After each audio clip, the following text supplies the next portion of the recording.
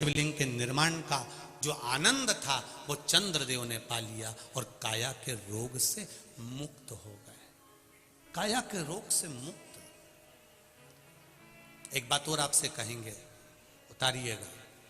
जिसके शरीर में सफेद चमड़ी पड़ने लगती है, चर्म रोग हो जाता है, या चेहरे पर आंख के पास में पूरा कालापन आ जाता है, उसको हमेशा याद रखना है, लाल चंदन का लेपन पीपल के पत्ते पर करिए। काय पर करना है? पीपल के पत्ते पर लाल चंदन का लेपन करिए। लेपन कर कर सोमवार की अष्टमी के दिन उसको लेपन कर कर वापिस निकाल कर शंकर भगवान पर उसका धीरे धीरे त्रिपुंड बनाकर लेपन करना प्रारंभ करिए। जब आप त्रिपुंड बनाकर लेपन करना प्रारंभ करें, उसके बाद उस चंदन को जो सोमवार की अष्टमी है तब निकाल कर लिया है और निकाल कर लाकर उसको डब्बी में रख लें। उस चंदन का प्रयोग चर्म रोग के स्थान पर थोड़ी थोड़ी मात्रा में करना प्रारंभ करें, पानी के साथ मिलाकर। परंतु उस चंदन को केवल 6 से 7 दिन में प्रयोग करिएगा, ज्यादा नहीं।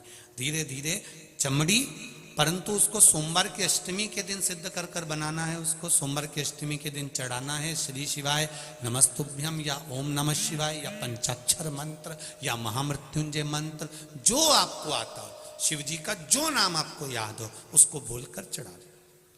उसको लिया, फिर उसको अपने शरीर पर लगाना प्रारंभ करो। उसका फल आपको 15 दिन के अंदर धीरे धीरे धीरे धीरे प्राप्त होना प्रारंभ हो। लाल चंदन का प्रयोग शिव जी के लिए अवश्य। दूसरा,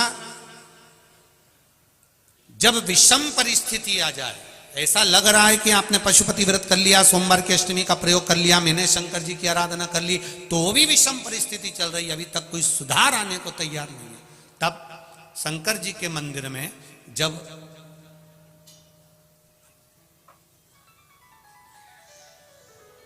बेलपत्र चढ़ाने के लिए आप जाएं, तब प्रयास करिएगा कि बेलपत्र को, अशोक सुंदरी का स्थान सबको मालूम है ना? बोलो, जम के बोलो जरा, मालूम है सबको? अशोक सुंदरी वाली जगह पर बेलपत्री को, डंडी वाली जो जगह है जहां से पानी बहकर जाता है, उधर रखना है।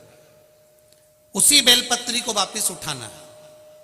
शिव जी के शिवलिंग पर जब बेलपत्री रखो तो डंडी का भाग, आप यहां बैठे हो तो डंडी का भाग पीछे की ओर होना चाहिए। शिवलिंग जैसे ये है तो डंडी का भाग पीछे की ओर, उसको रखकर 7 लोटा जल भगवान शंकर पर समर्पित कर दीजिए। अपने भाव को रखते हो। अगर विषम परिस्थिति चल रही है, आपने पशुपति व्रत कर लिया, सोमवार के अष्टमी का कर लिया, उसके बाद भी कार्य नहीं हो रहा, अटक रहा है, किसी कारणवश कोई फाइल मोटी है, थोड़ा समय लग रहा है, तो 7 लोटा जल का प्रयोग करें। धीरे धीरे 7 लोटा जल शिव जी को बाल्टी में भरकर ले जाएं अपने घर से। 7 कलश जल शिव जी को समर्पित करना है और समर्पित करने के बाद उस बेलपत्री को वापिस अपने ही घर पर लेकर आ जाना।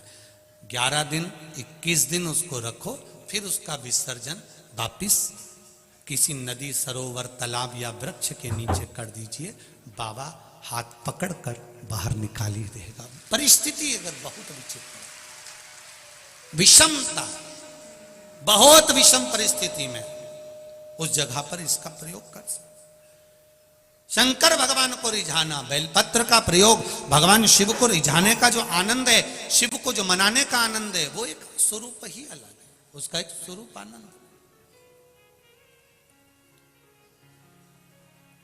शंभु शरणे पड़ी मांगू घड़ी रे घड़ी, दुख काटो दया करी न दर्शन। शिव की आराधना का फल प्राप्त